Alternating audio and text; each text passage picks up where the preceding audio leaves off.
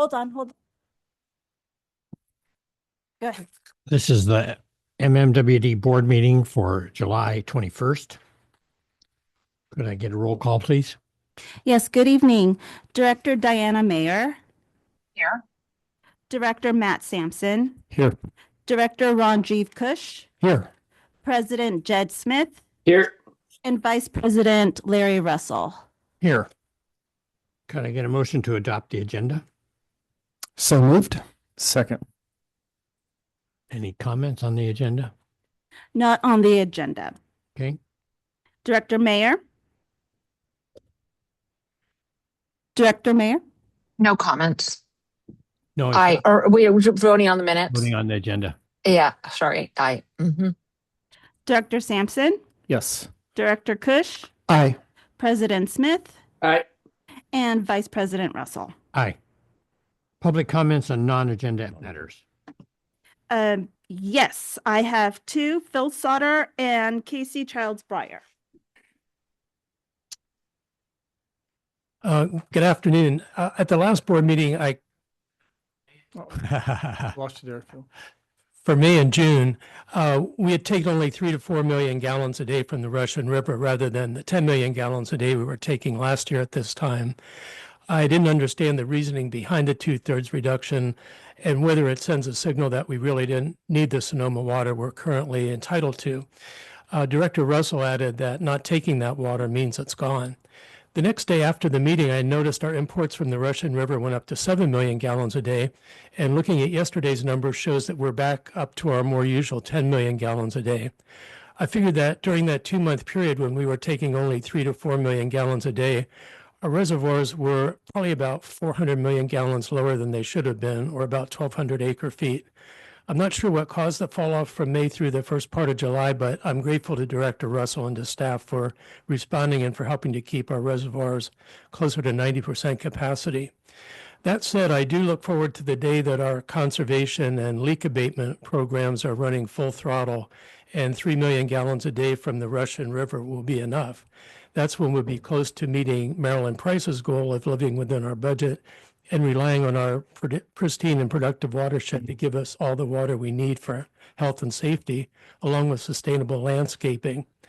Until that day arrives, or until we have a more robust recycled water overlay, I continue to think it makes sense to keep our reservoirs topped up while the irrigation is running. Thank you. Thank you.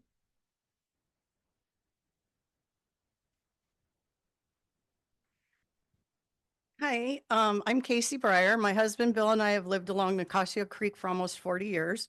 We've met a lot of you before.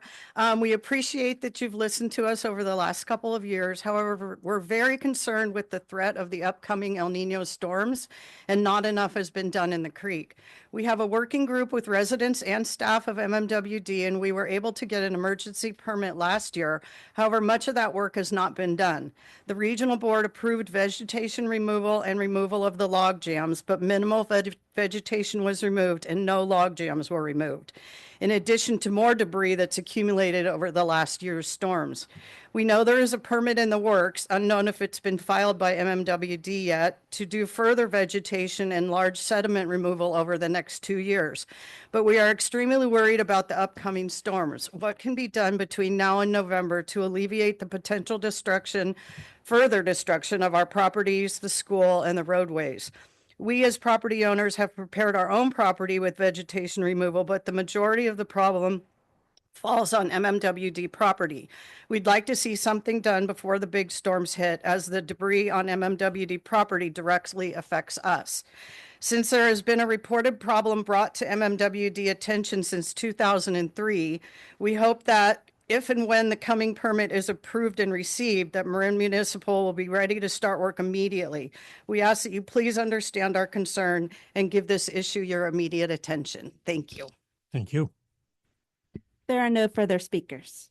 Okay. Directors and general managers announcement. Diana? I don't have any announcements. Thank you. Thank you. Jed? All good. Thanks. Nothing, Larry. Thank you. Same. Okay, Matt and I attended the NBWA meeting on Friday, and It was an in-person meeting at CMSA. It went fairly well.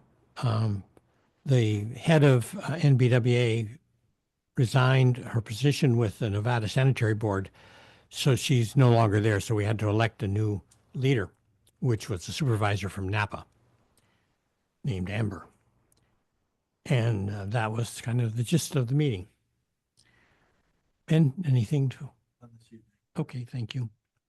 Okay. I don't think there's any board committee reports. Okay, consent calendar. There's a number of items here. The minutes from the last meeting, the general manager's report from June 2026, amendment number 3 to contract 5884 with Environmental Science Associates, increasing their contract by $977,000 to $4,225,867. Panorama, another amendment, Panorama Environmental On-Call Environmental Compliance and Permitting Services Contract Amendment, adding another $400,000 to their contract to bring it up to $650,000.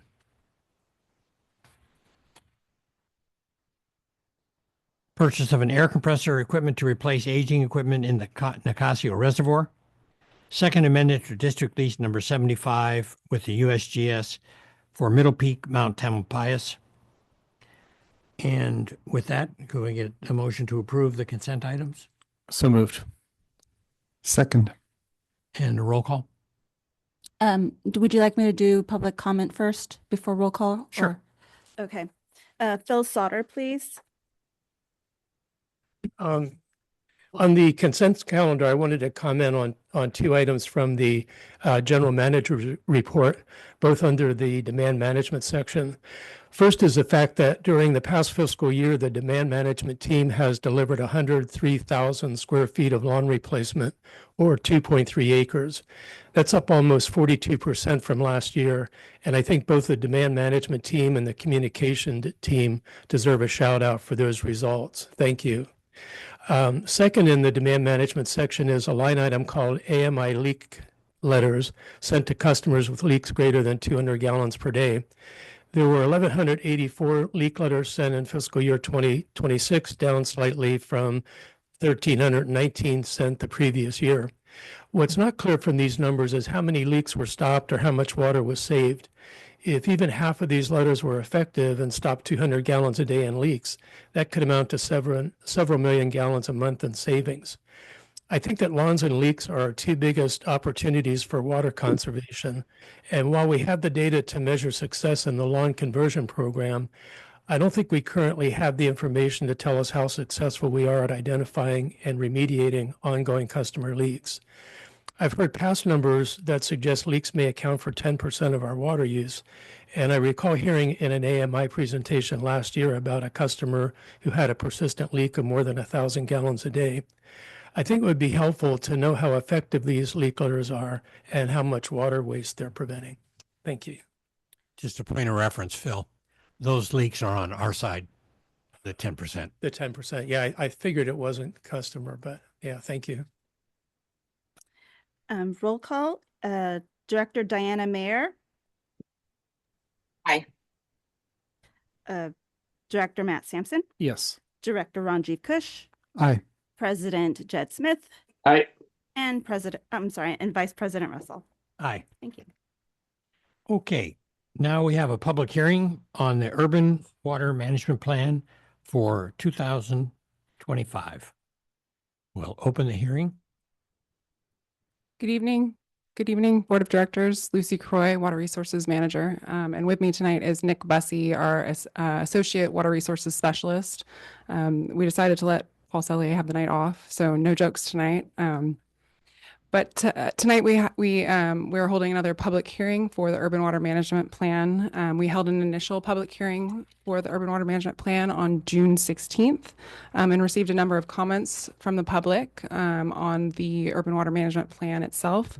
We didn't receive any comments on the water shortage contingency plan, so that won't be the focus of our update tonight, but we will be focusing and kind of giving a an overview of how we've considered some of the comments that we did receive during that first public hearing. So can you pull up so we're pulling up the slides right now.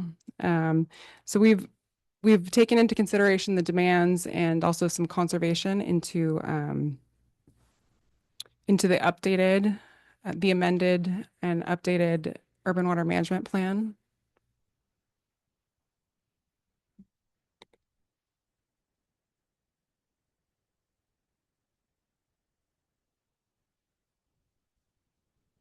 There we go. Almost there.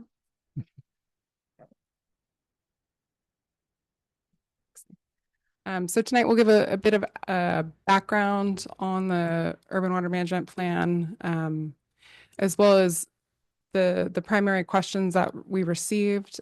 So on demands and housing inventory, as well as water conservation, and how any updates in the demands updated the water supply reliability assessment, and our recommendations tonight on an updated demand and reliability assessment. So while tonight we'll be focusing on the demands and the water supply assessment, there are a number of chapters in this very prescriptive report that's put out by the state. So this shows the 11 chapters that typically is within the report, and we're going to focus just on those that are highlighted black right now. And I'll hand it off to Nick to get into some more of the details. Yep. All right. Nick Bussey, Water Resources Specialist. So this slide here, it's an overview of our demand projection analysis. So we began work on this in 2025, and really you can think of the demand analysis as two sides of the same coin. On one side, you have the number of housing units, and that comes from ABAG Plan Bay Area 2050, a housing projection. And on the other side, you have the water demand per housing unit. And really, we'll get into the details of each of those on the next few slides.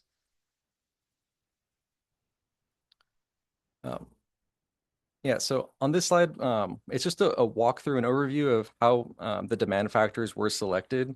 As I mentioned on the last slide, we began this work in 2025. So that means the prior 5 years, 2020 through 2024, as you can see in this chart, it had a lot of demand instability. At the beginning, you have a peak in 2020 due to COVID. A lot of people were staying at home and using a lot of water. And then right after that, we get a sharp demand decrease associated with the severe drought that we experienced. And then when the drought ended, demand began to rebound. So you get this period of high demands, low demands, and then a rebound.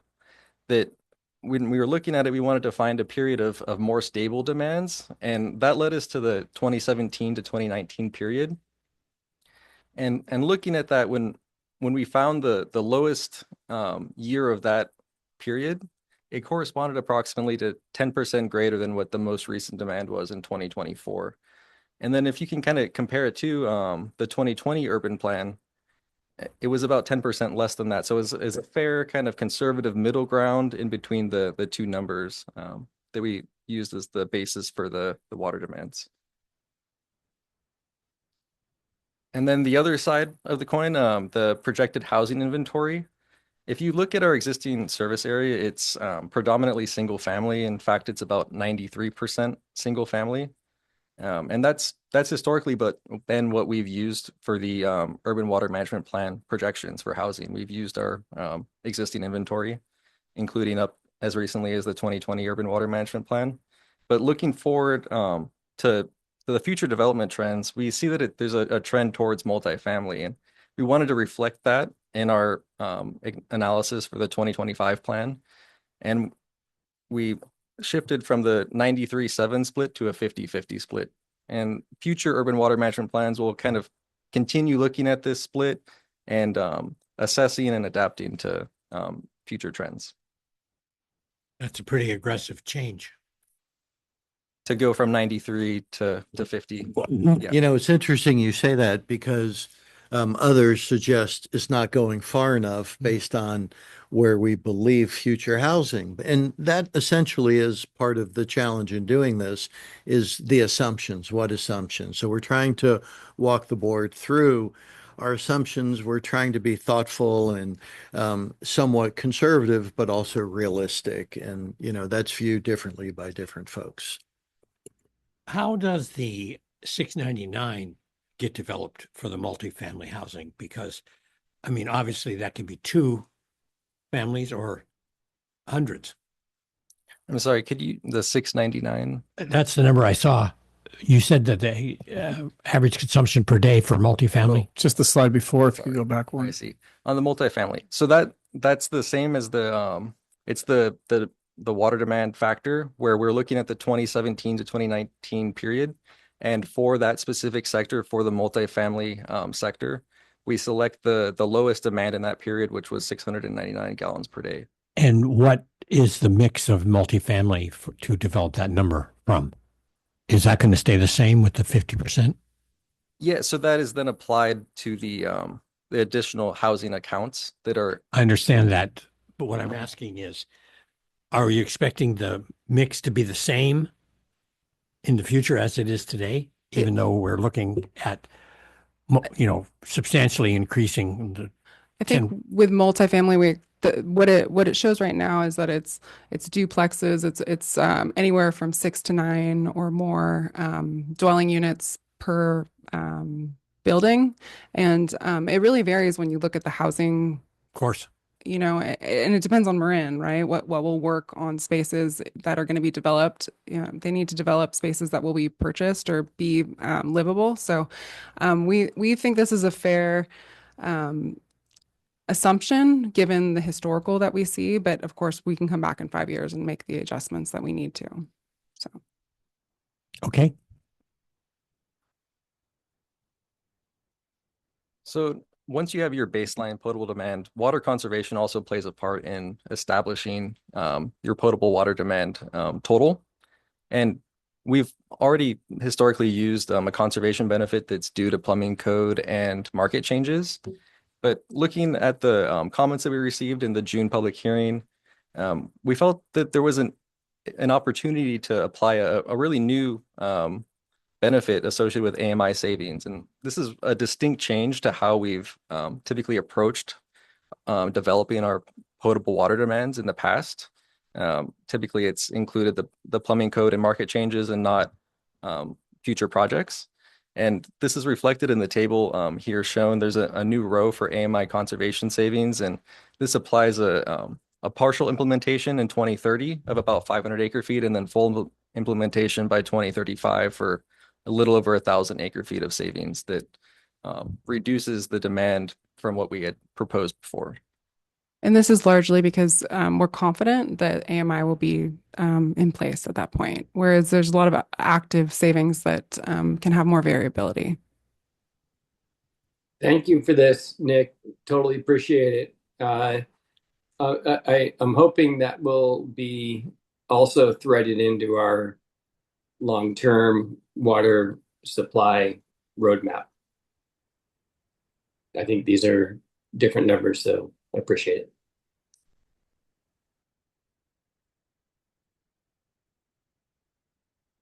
Okay, so once we've had our demand established, the other side of the urban water management planning process is this water supply reliability assessment.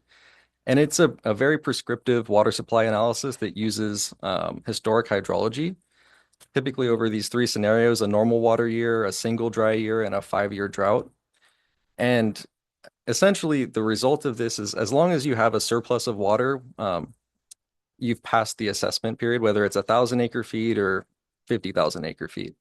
And it's important to realize that it's not an operational plan as well. If you ended the 5-year drought with only 5,000 acre feet, it would have very severe operational challenges. And that's where the regulations do provide this opportunity for a localized supply analysis, which is what we've also included, this 4-year stress test.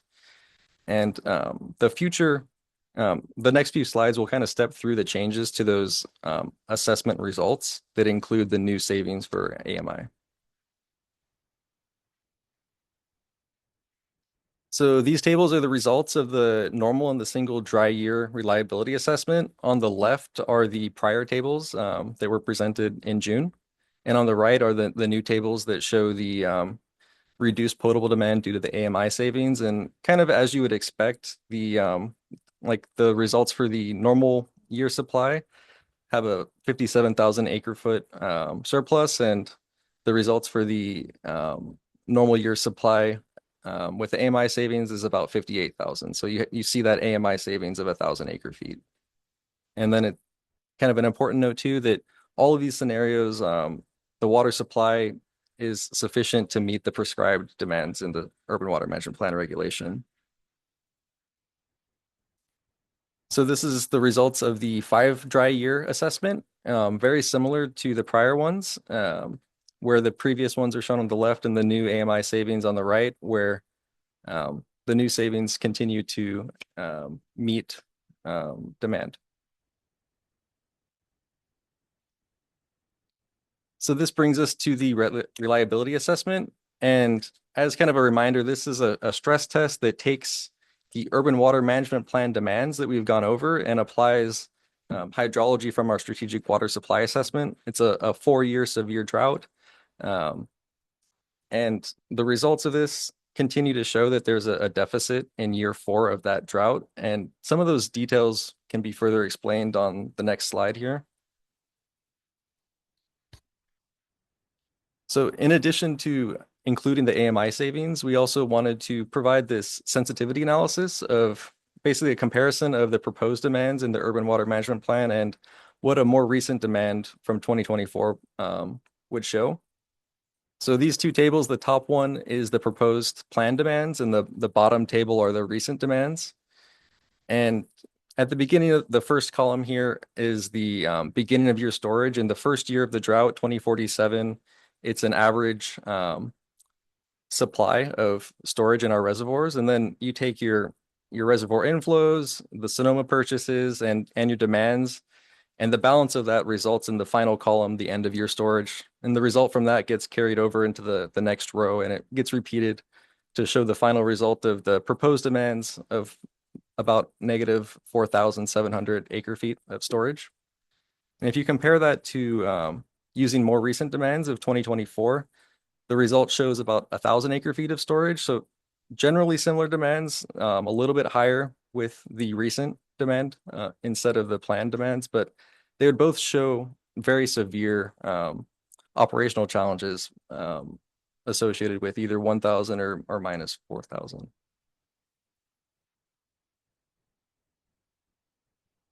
So with that, I was going to pass it back to Lucy to talk about where the urban water management plan is typically used.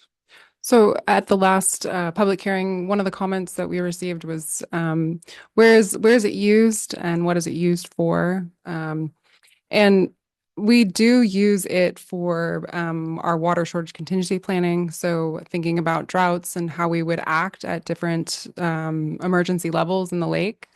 And coming up with those action responses. So if we need to go into voluntary or we need to go into mandatory conservation, it's really created a good format for us to come up with those actions associated with response. And then we also use the population. We are pretty regimented at this point of referring to the urban water management plan and population so that we don't float around different population numbers throughout the district when we talk about population.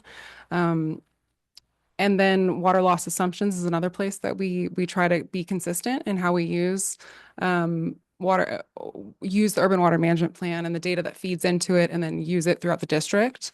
So as a reporting structure, it's useful for us to use this data and then use it elsewhere. So we always refer to it. What it's generally not used for is infrastructure planning. So when we're thinking about tanks and pump stations, it's not used for that. For water supply planning, as you know, with SPUSA and with the ARC project, it's really not how we came up with the need for the ARC project. And then with rate setting, that's on a much finer scale, really adjusting to what's needed in the short term versus the long term. So we do come back to this every 5 years, and it's a good exercise, but it's used in a very different way, especially for our agency. And, I do think as we think about like the differences of a robust water supply planning effort and this kind of more kind of formula driven approach from the state, you can start with a data set. Our strategic water supply assessment over 100 years of data. As an example, this is 5 years of data.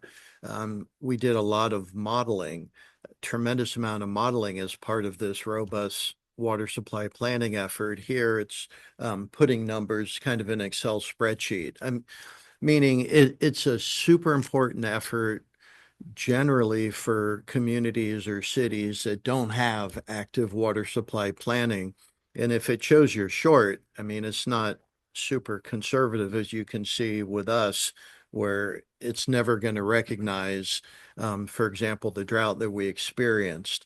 But for agencies that aren't doing and looking at their water supply is really the intent of this, to force every 5 years at a minimum, at least you'll do this. And my point is, we and so many agencies do so much more in context of water supply planning than the minimum required in the urban water management plan. So with that, we'd like to conduct the public hearing on the amended draft urban water management plan and the water shortage contingency plan, and approve a resolution to adopt the 2025 urban water management plan and a separate resolution to adopt the water shortage contingency plan, and authorize the general manager to finalize the 2025 urban water management plan with minor revisions. Okay, with that, we'll take public comment. Are there any board comments? Larry, just a few. First, I appreciated the additional explanation, just time to understand how some of the calculations were done. I agree with using the 2017, 2019 data on demand because we've seen a lot of fluctuation since then. The fluctuation may translate into stable trends, but it may not. So using data that we have some confidence in at this point makes sense to me. I appreciated the explanation of how we're balancing future growth between single family homes and multi-unit residents. We are projecting a pretty significant change. It's interesting to see how that affects our future demand. And it's, obviously, I think, including the increased savings that we project from AMI is helpful. We've seen the differences. But when you look at the stress test, even with reductions in demand or using the 2024 numbers, let's say, for demand, which are lower than the 2017, 2019 numbers, by the end of the second year of the stress test, we have about 38,000 acre feet of water. By the end of the third year, we have 24,000. We still have water at the end of the fourth year, 1,000 acre feet. But if we were ever in a situation, ever, with 38,000 acre feet of water in our reservoirs, our heads would be on fire. So I understand these numbers from the urban water, the planning, this type of regulatory analysis. But this is not how we should be determining our new water supply development. I sincerely hope that we're never in a situation where we're down to 38,000 acre feet in our reservoirs. So I think for me, this just accentuates the difference between this type of exercise and the strategic water supply assessment and the roadmap that we're building off of that assessment. Two very different exercises. But thank you very much for making the modifications and updates and for the presentation. Yeah, an additional thank you for bringing this back for a second reading here and also for incorporating AMI. I think now that that's been approved and moving forward, it makes sense. You're saying that the urban water master plan is not used for infrastructure planning, water supply planning. What are we using for infrastructure planning then, if you remind us? Like, what would be something that we're using instead of this? In the last few years, we have done a master plan. And so that's been the guiding document to come up with sizing of facilities and where we locate facilities. So that's the water distribution system master plan. And I'm assuming that's much more detailed than the work you did on here. Yeah, that's looking at our distribution system and sizing of facilities to best serve our customers within the distribution system. Well, one example is this, by design isn't looking at sizing your system for fire. But that's a key criteria as we look at pipelines and tanks, look at fire demand, as we are required to do. And more often than not, that's what determines the size of tanks and pipes. So it's just one example of, no, you get into infrastructure planning, very, very different than this effort. Yeah, so and it continues to resurface. This is a much more basic look, and we're doing much more advanced, more granular analysis to really understand the needs for our system so that we can actually plan for the future and separate from what this study is showing. Great, Right. thank you. Jed? Yeah, we are not having any public comment. There's no public comments at this point on this, or is that for later? Will be. Yeah, today. There will be after our comments. Yes, sir. Okay. Hey, Nick, I just want to thank you for your analysis. I know we wrote it pretty hard last time. It was your first meeting, and you were probably surprised, and the team was surprised by our desire to have more analytics here. I really appreciate your effort. I appreciate your looking at both population, AMI, and other conservation matters to help do this right. And once again, as the others have said, I am confident that our own internal processes are significantly more detailed and helpful for our planning than what the state is requiring. So I'm good with what you propose, and I appreciate you taking a look at it. And I hope it didn't create too much of a distraction given all the important work that we're doing. So thanks again. Thank you. Diana? Yeah, thank you. This is really helpful. Can you just walk me through on slide 6? So we had in 2020, that was 93%, was our inventory of single family residences, 7% of multifamily, and this big switch from and reversing that trend essentially. But how do we get to 50-50? Like what's the thinking there, or maybe even what's the math there? So when we look at our current our current customers base, the current customer base is about 93% single family or residential, and only 7% multifamily.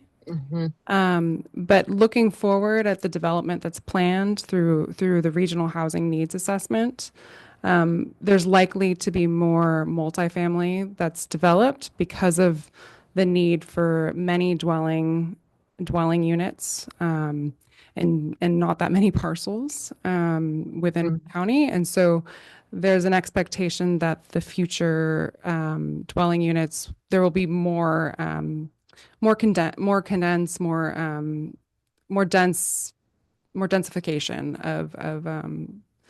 of the housing. So what we used was kind of splitting it, going from 93%, which is our current split, to about 50%.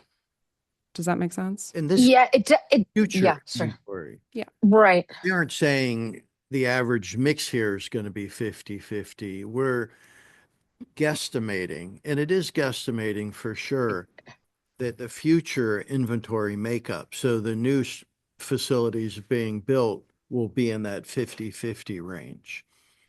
It could very Okay. be higher, more Mm-hmm. family that would result in a lower demand likely. Mm-hmm. And as we are saying, a lot of this we do it every 5 years. Then it gets picked up then when we have more definitive information. And that's 50-50 of just new inventory, or Exactly. 50. Okay, so it's not looking at our current inventory. That's correct. Correct. Okay, that's helpful. Thank you. That's all I have. Okay. I have only some simple comments. If you're going to jam slides with that many numbers on them, could you please put them in the packet going forward? They're impossible to read. So, it makes it difficult to assess. That's it for me. Public comment? Opening the hearing. Yes. Phil Sauter, please, and then Martha Davis. Thanks for the presentation. While I wonder about the large increases forecast over the next few years, the urban water management plan is not something I've followed closely over the years, and I'll leave it to those more experienced than I am to dig into the underlying assumptions.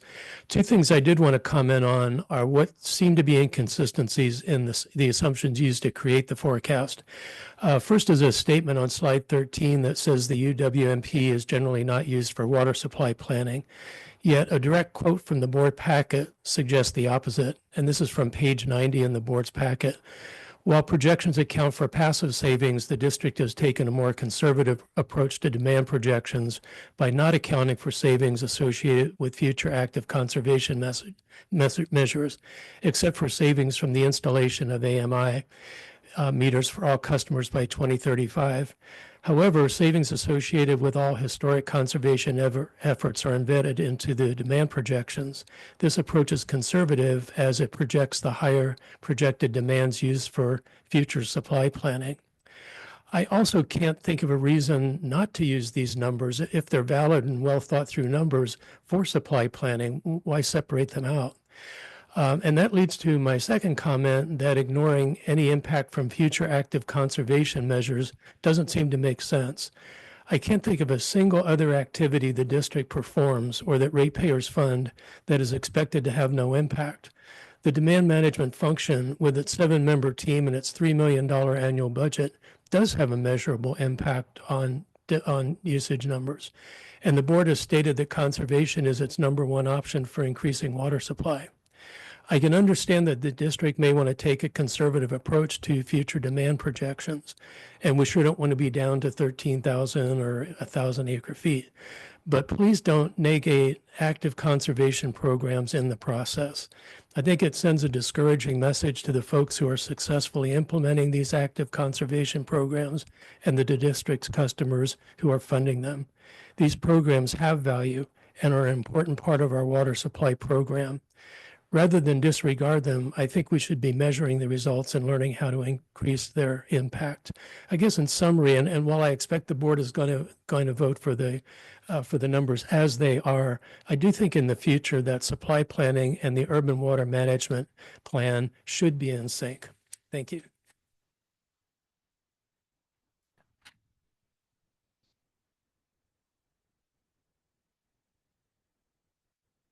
Good evening, Martha Davis on behalf of the Nicasio Landowners Association. This has been a really helpful conversation the board has had on this topic, and I do want to appreciate staff's improvements to the draft 2025 Urban Water Management Plan. I know it was a lot of work for them to do. The accounting for the future water savings for AMI, district conservation programs, really important, as everybody's been talking about, and certainly correcting the 2025 water demand level, which serves as the starting point for this particular planning document.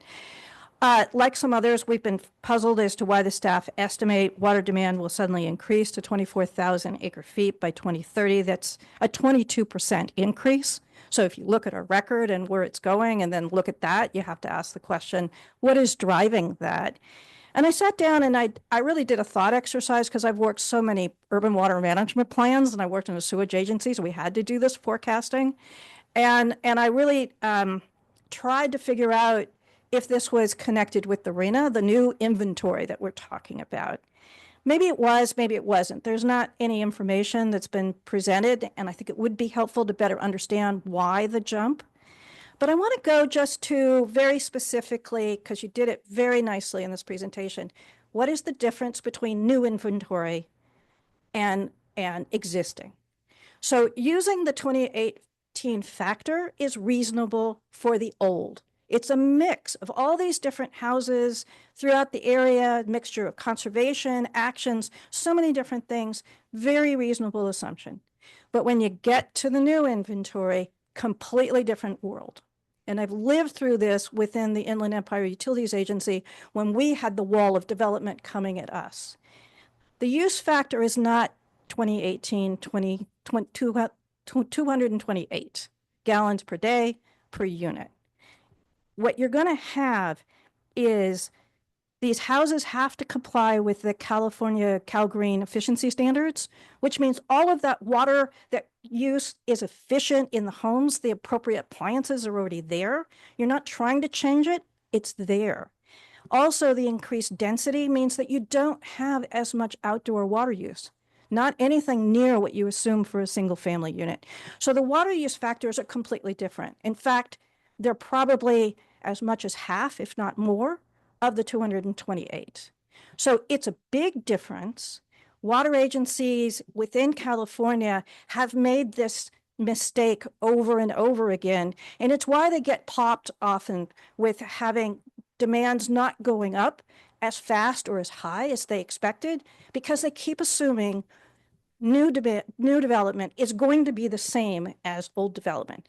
So it's a major factor that you should fix. Are you going to fix it today? No. But because you're making a commitment that these are not the numbers we're going to be using for water use planning, we have an opportunity to fix those numbers and give the development community the credit that they deserve for the conservation they're doing. Thank you. There are no further speakers. Okay, Are you going to close the public hearing? well, okay. Any comments from the board? No, thanks. Jed? And Diana? I'm still seeing some confusion between our own demand planning and the importance of the state document here. So I'm good. Thank you. Diana? I'm good. Okay. Can I get a motion to approve the resolution of the Board of Directors of the Marin Municipal Water District adopting the 2025 Urban Water Management Plan? So moved. We can move both resolutions for the urban water management plan and the water shortage contingency plan together if the board is so inclined. Okay. Can I get the motion amended to do both of them? I'll make a motion, the amended motion to include both resolutions. I'll second the amended motion. Roll call. Director Mayer, Aye. Director Sampson. Yes. Director Kush, Aye. President Smith, Aye. Vice President Russell. Aye. Thank you. And thank you all for your comments. Okay, Cedar Dam Condition Assessment update.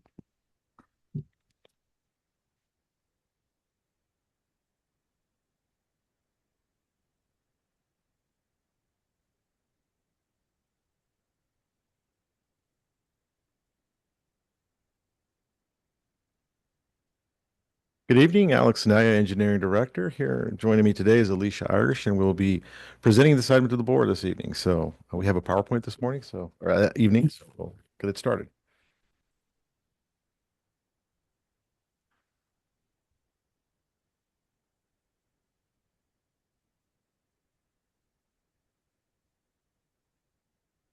Good evening, directors. Alicia Irish, Engineering Planning Manager, here tonight to give a Seeger Dam update. Oh, did I not? Am I not? No. doing the right thing? All right, here we go. Yeah, there we go. Okay. Seeger Dam update. Today we'll be giving some background on the district's dams, discussing the spillway condition assessment that we've been undergoing for the past several years, talking about upcoming work and next steps. So as you know, the district owns and operates 7 dams. These were constructed between 1872 to 1979 and range in size from about 400 acre feet to a little less than 40,000 acre feet for a total capacity of just under 80,000 acre feet. 6 of these dams are earthen, and the 1 dam, Alpine, is a concrete dam. You can see in the picture here the spillway at Nicasio in the winter of 2023. Diving a bit more into Seeger Dam, which holds Nicasio Reservoir. This was originally constructed in 1961. As I mentioned, it is an earthen dam, and we are currently undergoing a stability analysis for the dam. The geotechnical work was performed last month in June, And you can see on the picture on the right that the spillway is a trapezoidal in shape, meaning it has a flat bottom and the two kind of wing walls. You'll see the lower portion in the picture, but the spillway is actually over 500 feet long. So the Division of Safety of Dams. The California Water Code has entrusted dam safety regulatory power to the Department of Water Resources, or the Division of Safety of Dams, or as we call it, DSOD. This is the statewide regulatory group responsible for all regulated dams in the state of California, and they are the dam experts. The district has worked with DSOD since it was created in 1929. It was created due to the failure at the St. Francis Dam. So since that time, DSOD has taken over regulation of over 1,200 dams in California. They do have a very high degree of credibility. And every year, DSOD works with California's dam owners to receive annual reports, and they also are present during annual inspections on all regulatory dams, on all regulated dams, excuse me. They're recognized for their experience, their expertise, and their conservatism in dealing with dams and the associated dam projects. Now to discuss the spillway condition assessments we've been doing. So following the 2017 Orville spillway failure, DSOD directed all dam owners to perform assessments on dams of similar construction to the Orville spillway. Of the dams identified by DSOD, 3 were in Marin Water's jurisdiction. Peters Dam at Kent Lake, Seeger Dam at Nicasio Reservoir, and Suluhuli Dam. This was a multi-phased approach by design to evaluate in more progressive phases and more progressive steps as it goes forward.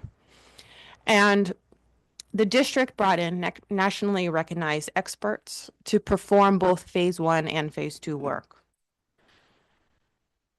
So phase 1 work began in 2017, and it really was a high-level evaluation that we performed at all 3 of the spillways. Work included, data review of records, boring logs, previous DSOD inspections and repairs. And it also included a physical inspection of the spillway conditions. This work culminated in the non-structural spillway phase 1 repair projects, which looked to repair non-structural cracks, spalls and surface defects, and also clearing of weep holes. This project was completed in 2021. And subsequently, we moved to phase 2 for all of those 3 spillways. There was some items that were not addressed to the level that DSOD wanted. So phase 2 work plan was approved in March of 2022.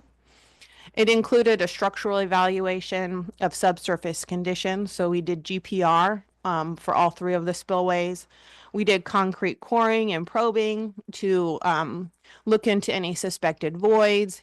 And we also did video surveys of the under-drain piping to identify any blockages or clogging or condition of the drains. So this work took place over 2 years, 2023 and 2024, and we submitted our report to DSOD in 2025. I'll be passing it off to Alex to talk about what happens after that. Yeah, so I get the fun part. So upcoming work that came about from those condition assessments. So following the phase 2 report we submitted in April of 25, we received a letter from the Division of Safety Dams this past May. The response letter identified and concluded that the under drainage system, which is basically the drain system underneath the spillway, which captures all the water that gets through the dam and takes it out, was not performing as designed and not up to modern day standards. Other items that were identified were components such as the water stops. So you could think of those as gaskets. When you pour the slabs, they're kind of a gasket that seals both of the slabs as it's being poured. Spillway reinforcement, the rebar, anchorage, and some of the foundation preparation, which is also noted as not up to modern day spillway design standards. So, due to the performance of the under drains and the lack of the modern standard design for the spillway, DSOD did downgrade Seeger Dam from satisfactory down to fair. So, following the letter, staff did schedule a meeting and we met with DSOD in June to really get an understanding of what that meant as far as downgrading to fair, and also to get a little bit more information as to their expectation. We're supposed to submit a work plan by December 1st of this year. So we wanted to make sure that we're following everything they're requesting of us and we get the information they're requiring. So that kind of leads us to, well, what does it mean when we're downgraded to fair? So it's a rating system that DSOD has based on their current report of September of 2025. They have 1,227 dams that they are responsible for regulating throughout the state of California. Of those, 1,093 have a rating of satisfactory, which means that no existing or potential dam safety deficiencies are identified within the dam. Perfect. Prior to this letter, that's what all 7 of our dams were, satisfactory. So the fair rating, basically, of that inventory, they have 81 dams in their inventory that have a fair rating, which is about 6.6% of their total inventory. So based on their definition, there's no existing dam safety deficiency that is recognized under normal operating conditions for the dam. The concern is really under those rare or really extreme hydrological seismic events. That's where the concern comes. And even then, they may result in a deficiency. So you also got to remember, DSOD really is a conservative agency. They take a very conservative approach whenever they do anything like that. Of the poor dams, they have 51 in their inventory that, have deficiencies that are recognized under normal operating conditions and require some remedial work. And the unsatisfactory, they only have 1 of those dams in their inventory. So you got to do something now. And now you're getting into the realm where DSOD directs you to basically drain your reservoir. We're not there. You really got to get down there before you get called out to do that. So basically, that's just to provide an understanding, some background for the board members on what the rating system means. Do you happen to know what the Orville Dam was rated as? I don't. I'm sure it's satisfactory now. Now? Yeah. But they dumped $100 million into it. Yeah. So what does that mean? We're now what we have to do is really kind of look at modernizing the spillway. So that means upgrading the under drainage system so it performs as required by modern day standards in DSOD, and also addressing some of those other issues like the water stops and rebar and anchorage system on the spillway. And since then, staff has developed and issued a request for proposals for professional engineering services to help us really develop alternatives and analysis so we could have the continued conversations with the DSOD and develop what the preferred design alternative is going to be so we could get into design of that.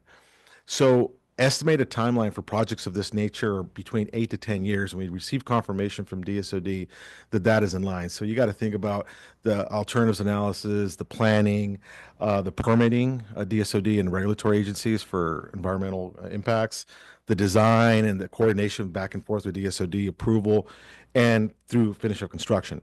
So again, this is in line with the expectations of DSOD to get something done to correct this the requested deficiencies identified in the letter. So next steps, as just mentioned, we have issued an RFP for professional services to help us with the alternatives analysis and design through into construction. All this work will be done in coordination with DSOD as we move forward.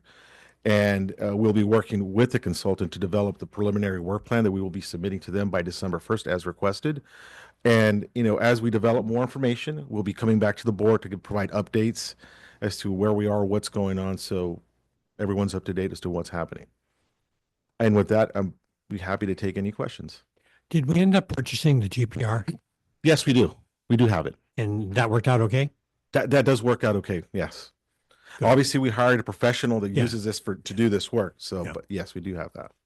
It is a little tricky. It is. Foggy looking outputs from the GPRs. It's practice. You just got to keep using it and learn it. Yeah. Yes. Board questions? Sounds good. We don't always get good news, do we?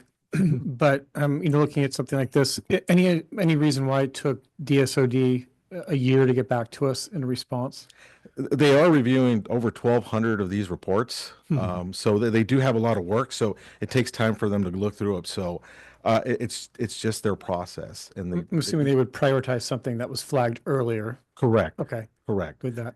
And so you said that 8 to 10 years sounds right with DSOD. That is And so correct. would that assume that they're comfortable with that kind of timing based on the condition of our dam as well? That is correct. That's basically what they're comfortable with in that time frame. And it's similar to other dam projects in the state that they're working on as well. That's the normal time frame for this type of a project. I mean, that said, it is an important comment that if DSOD felt like there was an imminent concern, they would take different action up to draining your dam tomorrow. So they have that level of authority and they've exercised it in different ways. So it is important to understand this is their mindset, which is this is maintenance work that you need to get a plan and you need to get going, but it's not a kind of crisis situation that we need to take immediate action. No, and that's helpful. Thank you. But I also appreciate the fact that we're getting on this so quickly. You know, we do have a deadline, but we're moving quickly on this. So thank you. And continue to prioritize this as well as taking the opportunity to really take advantage of the situation and really bolster that dam, whatever we can do now while we're doing work. And so it gives us another, you know, who knows how many more years, but appreciate the update. Thank you. Ranjiv? Yeah, thanks, Larry. Thank you, Alicia, Alex, for not so great news, but important to be informed. What does the under drain do exactly? I sort of envision this as what we use for water releases from the reservoir, but I'm not sure. Yeah, so it's a great question, Director Kush. So it's basically like a drainage system. Think of it like a French drain system around your house, where the water that goes through the dam gets to the under drain of the spillway. So what the under drain system collects that water and discharges it out from underneath the spillway. So this is water that goes through the body of the dam. Because Correct. it's an earthen dam, water does migrate through it, right? Alpine, there's very little water because it's a massive concrete dam. But earthen dams, water moves and it's designed to allow some water to move. And the under drain is a way to manage that flow of water. Not much water, though. It's not much. There's clay liners and stuff inside of the dam to restrict those flows. Right. And we monitor the rate of water flow with piezometers. Correct. And the problem is that, like a swimming pool that's left empty, you can push the thing out of the ground. The water can come up and float it out of the ground. So that's what they're heading for. They want to drop that water level so it doesn't come up and push on the bottom of the spillway. I had no idea that earthen dams were so porous, but it makes sense. I don't think they are so porous. It's minor. It's small amounts. Okay. And then the DSOD rating or their current assessment does not include any change to our operating practices for the reservoir. I mean, that's under the fair designation. Yeah, we got to look at that and continue the conversation once we develop the alternatives just to see. But for now, there's no change in the operating. Correct. Yeah, I'm not sure if we would consider, reducing levels in if we're anticipating, sort of the way FIRO is operated for other reservoirs, but it sounds like that's not something they're requesting. Yeah, they did not indicate in the meeting we'd had with them of any concerns to lower the lake level or changing that. Right. So we just need to address these items. Right.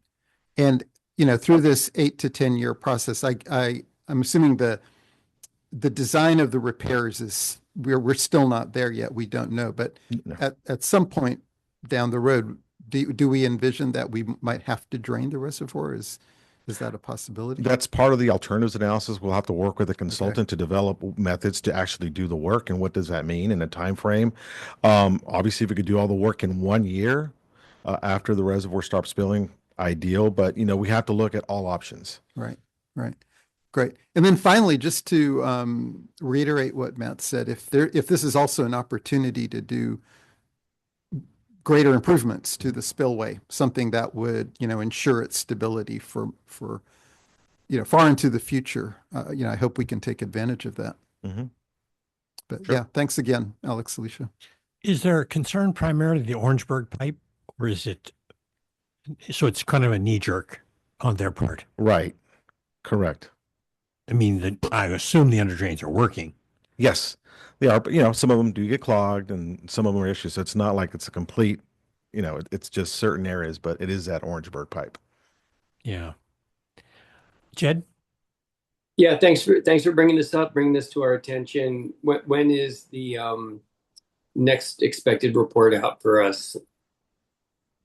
Probably around December, once we get ready to submit that work plan to DSOD. And then following that, we'll be working with the consultant to come back and probably schedule a meeting in February with DSOD to look at alternatives that we were developing between this time frame and then. Okay. Sooner the better. Thank you. Yeah. Diana? No, I'm good. Thank you so much for this update and the analysis, but I don't have any questions. Thank you. Any public comment? There are none. Okay. All righty. Well, thank you very much. And it's an exciting project. See where it's going. Okay. The last thing is upcoming meetings. We have several.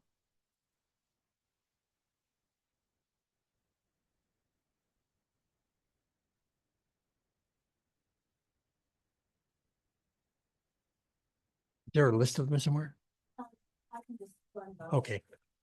So basically next Tuesday, we have our planning committee meeting in the morning, and then the following is a special board meeting closed session, which is offsite. That's it for the month of July. And the next board meeting is August 18th next. Great. Thank you very much. Okay, with that, we're going to adjourn to closed session and then we'll be back. Thank you, Larry.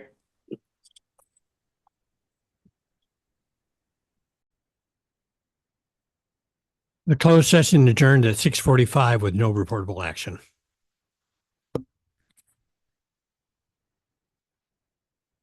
We're adjourned? Yes. Okay, all right, thank you.